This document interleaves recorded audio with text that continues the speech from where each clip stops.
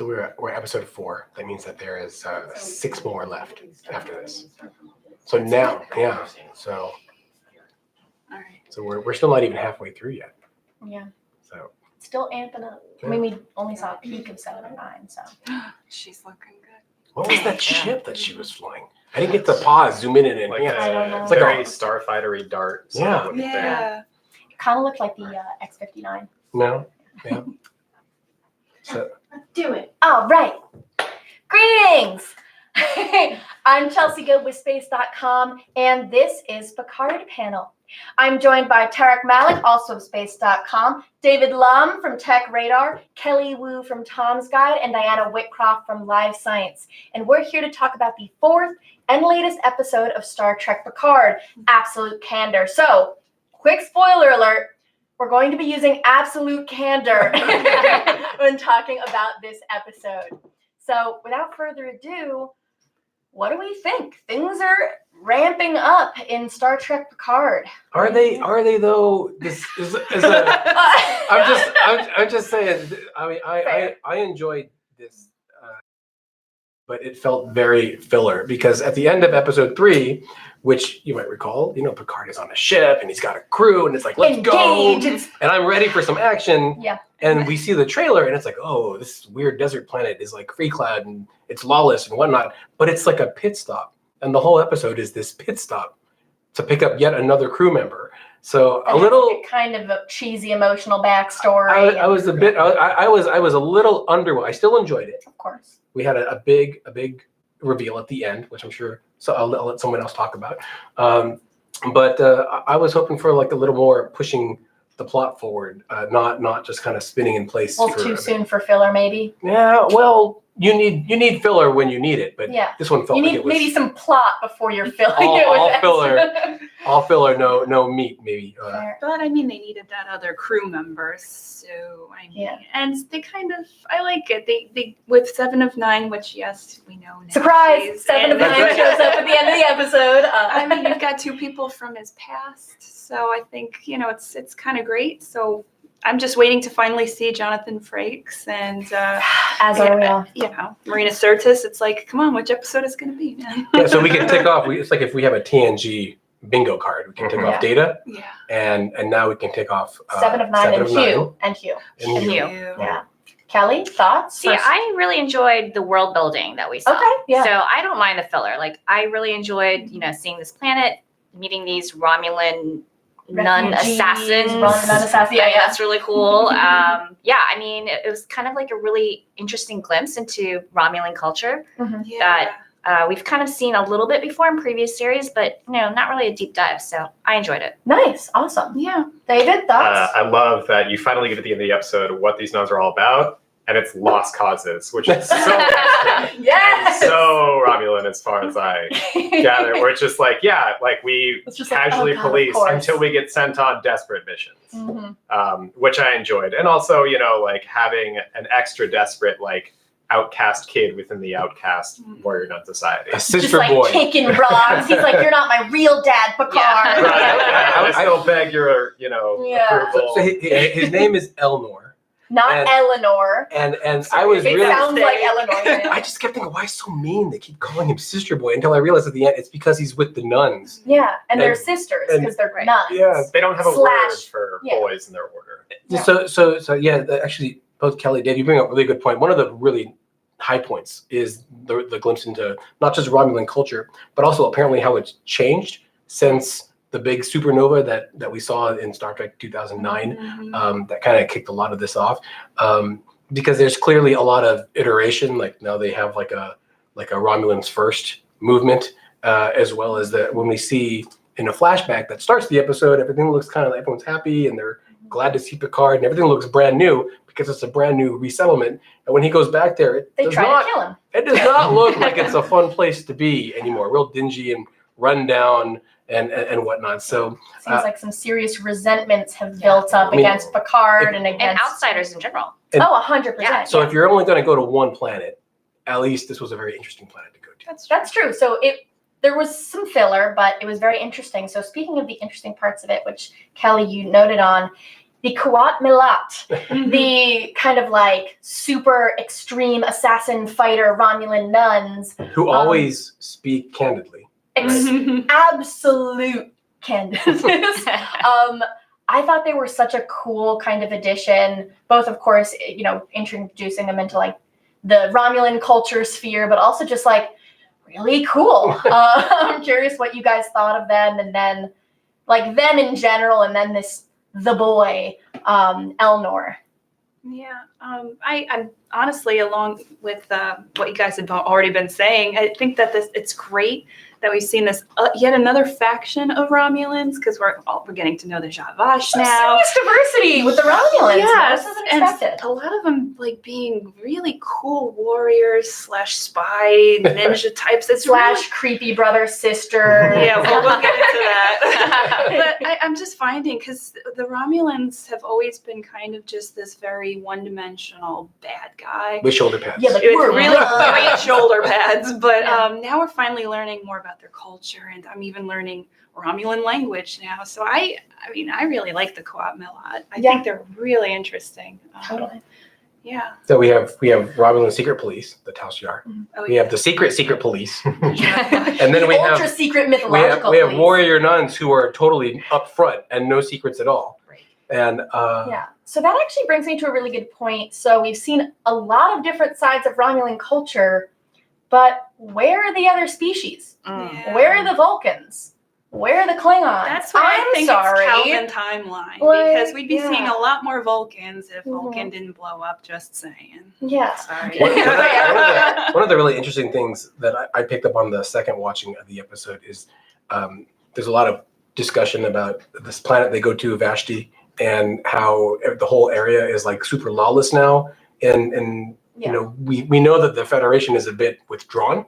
You gotta bribe your way so- into Vashti, and it's a whole. And it sounds like maybe the universe or the sector, because they're in Beta Quadrant now, is more frontierish. That there's no one you can really call for help More if you're out Wild there on your own. West-ish. Since the supernova itself. Yeah, and since the Mars event, it sounds like they have really like taken that as a moment to detour their foreign policy, which is clearly like to pull back the borders. They talked about a different faction, the Fenris, whatever's The Rangers. Fenris Yeah. Rangers. Yeah. Yeah, we're like, they haven't like Picard, where have you been? They haven't been there for a while, Yeah. right? Like, so clearly everything is kind of kept to itself. Definitely. So I'm going to backtrack a little bit. So we've kind of explored Vashti, the nuns that are really good at killing people. But back on the actual ship, back on La Serena, the moment where Rafi and Rios, they're talking to Picard about making this pit stop, that was kind of a pivotal moment, I thought. I thought it was kind of weird that Rios was just like, yeah, Picard asked me to make a pit stop, so I just said sure. Because that seemed kind of out of character for like the gruff bad boy they made him out to be in the past episode. But I think it might just be them kind of building his character as ex-Starfleet, and he's good at taking orders, and Picard, and yada yada. And there's hero worship. It's Hero clear worship, that he clear really hero worship. is into Picard's Yeah. legacy. Even if He it's is. like subconscious and he's trying to pretend like he doesn't care. Yeah. Yeah. So what do you think of this theory that's floating around that Rios is a hologram? Rios himself. Yes. I thought that this episode actually, particularly when the the guy at the helm appeared. Yeah. I was like, Emmett. Yeah. Emmett. I'm starting to lose track of which one's the real guy and what if none of them are. Yeah, so It's Emmett, yeah. he's like a tactical hologram, it seems like. Seems like. So, who's drunk and speaks Spanish. Of course. And Scottish and Irish. And And- all of those and things. we- Emergency hospitality. Yeah, Yeah. hospitality hologram. I like it. I like that idea though, because I was a huge Robert Picardo fan in Discovery, and I think it could absolutely work. It brings. I hadn't Yeah. heard that theory, Kelly. That is awesome. Yeah. Yeah. Good Yeah. job. I That- totally would believe that 1,000%. That- Who knows? That would make Serena like some kind of a sentient ship thing. Yeah, Ooh, some kind of like interesting, AI Yeah. work kind of situation. Which- New type of ship. If it's an AI, does that make it like a synth ship? And maybe that's why it's destined to meet up with Soji. See, there's weird stuff you can't change.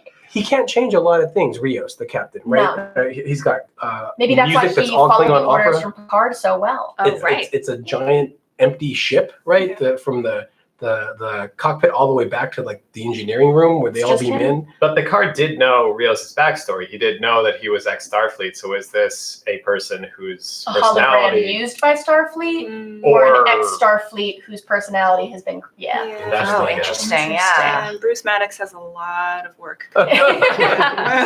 So also in that scene, Rafi and Picard have kind of a tense moment where she's like, "What are you doing? Like I get you have these emotional connections. You've been on countless planets and made friends and whatever. We've seen you in all the different cute short jackets, whatever." But then that's kind of where Picard subtly reveals to her that he's, again, spoiler alert, if you've watched any of the episodes, you know he's dying.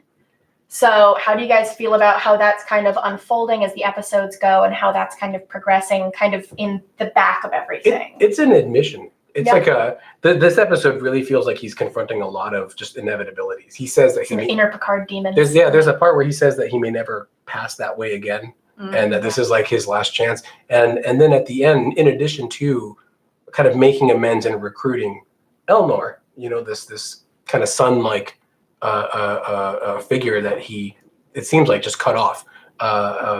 Forgot about ruthlessly. He has like a very public admission of, I failed everybody on this planet. I've ruined a lot of stuff. Let me make something right, kind of a thing. Yeah, and it seems like he hasn't actually said that out loud to everyone. Yeah, but he's confided in Rafi now, and so it seems like that's a step forward. In some way.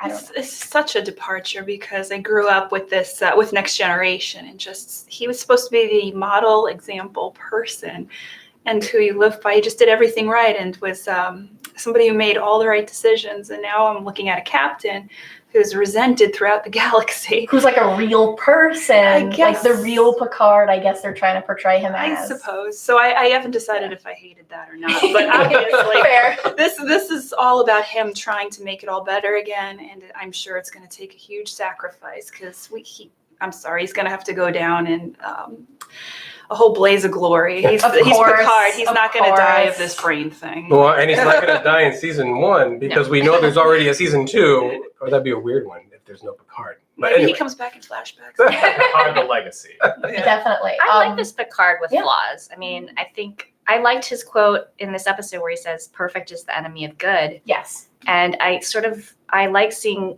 sort of deeper, richer shades to him. Yeah, not such a two-dimensional, I am a perfect captain, Exactly. and I'm extremely cool and British. Hello. Yes. Yeah, I like that. Different strokes for different folks. So let's jump a little bit to Soji. Yeah. I'm sorry. I love Soji as a character. I think, it's a whole cool thing, but her in the guy, it was such, to me, rom-com. The Borg.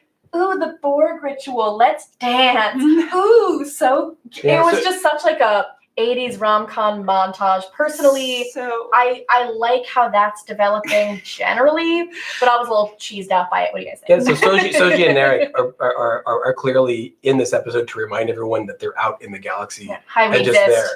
there. And it was just it was just unneeded. I mean, if they were going to have an interaction, I would have preferred one that would advance whatever mystery is going on. And I did enjoy them having a drink with some Romulan ale. Yeah. Because I have a 6-pack of Romulan ale at home that I got at Star Trek The Experience in Las Drinking Vegas towards the next many years ago. Yeah. But so it was nice to see some of those things, but just it was a lot of really forced interaction and a weird, a bit creepy where she's doing one thing and he just shows up and she's like, "You're stalking me." He's like, I guess. But in a good way. Yeah. Not the way you're thinking. Yeah, he's like, "No, I'm just really interested in you," and she's like, "That doesn't make me any less creeped out." but let's go ice skating. Yeah. Oh, sorry. Go ahead. Yeah, go ahead. The most interesting thing about the ice skating slip sliding scene Borg ritual. Yeah. Wink. was right before that he mentions it and she kind of gives this little head tilt that The planted seed sort of of doubt. like it that kind of looks like Data.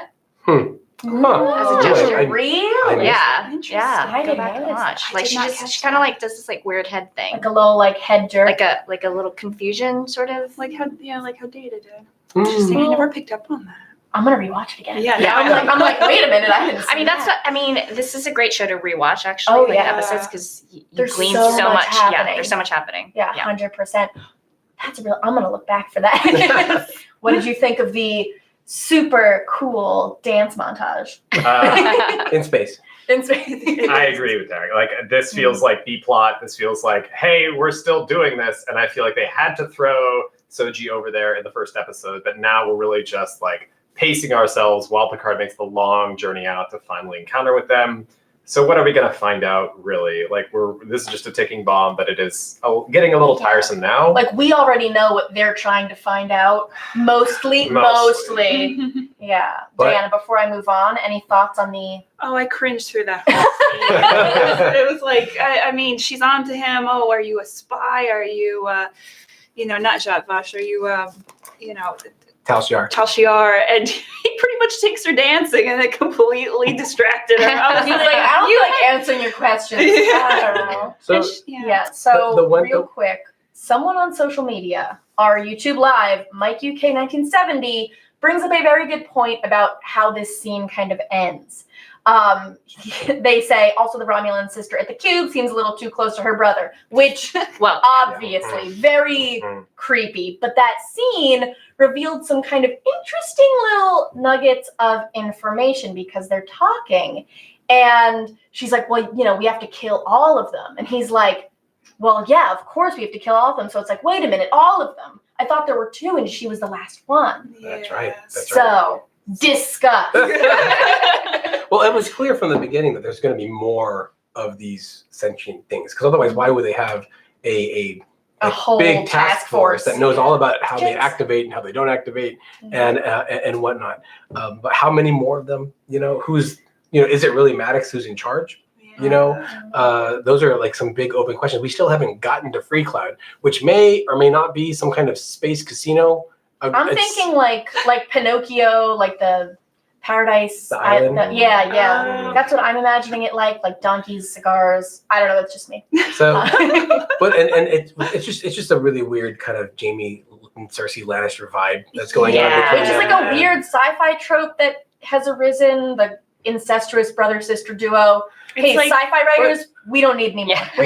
We're good. But the Romulus and Remus twin Yeah. history is in there too. Yeah. Are they real twins or are they clone twins? I don't know.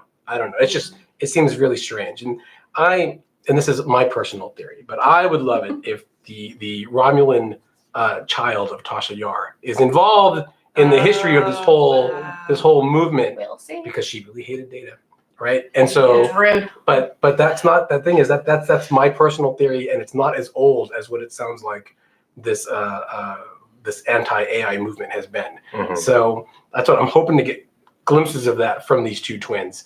And so far I'm not getting any of it much at all. Kelly, thoughts on the creepy twin interaction scene? very Jamie Cersei. Yeah. Yeah. I mean, I guess. Yeah. How many of these I don't beings know. are out there? Who's to say? That scene does bring that up, but and are they? So I assume they're all twinned as well. I would Well, that's assume. another thing. I guess we'll Wow. figure that out when we get to Maddox. Because of that, necklace, I think that's a pretty identifiable. Yeah. Right. The clone twins. Also, I'll say it again, Data and Laura were twins. So Yeah. I'm just gonna say that again. We haven't seen Laura. We don't know what's Diana, going We on. better David? see it. Thoughts on the creepy twins, guys? Oh gosh, pretty much. Sorry to group 2 of you into that like that. It's creepy, yeah. No. Nothing. I mean, just But- I did like how when she choked him though. That Okay. So on that perfect note to end on, Diana. Thank you. Always count So on me. the episode ends with the big 7 of 9 reveal. And I'm really excited to see how it unfolds. I really want to see more TNG characters. So I guess, yes, Worf. So I guess we will come back next week and hopefully have some more exciting things to discuss. Yes. All right. Mhm. Thank you guys so much. Thank you guys for watching and stay tuned every Friday to Picard Panel. Bye. That was great. I tell you, I want to know how she knows Picard 7 of 9. Yeah. Because they didn't. They must have